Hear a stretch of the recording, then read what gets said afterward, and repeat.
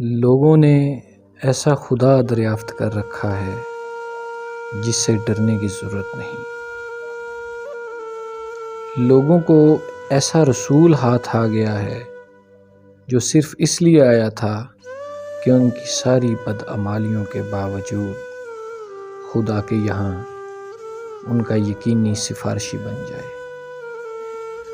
لوگوں کو ایسی آخرت مل گئی ہے جہاں جنت صرف اپنے لیے ہے اور جہنم دوسروں کے لیے۔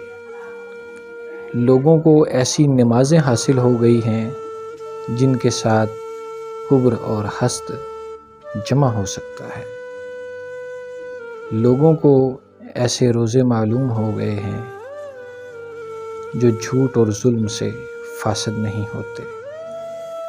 لوگوں کو ایسا دین ہاتھ آ گیا ہے جو صرف پیسوں بحثہ کرنے کے لیے ہے، نہ کہ عمل کرنے کے لیے۔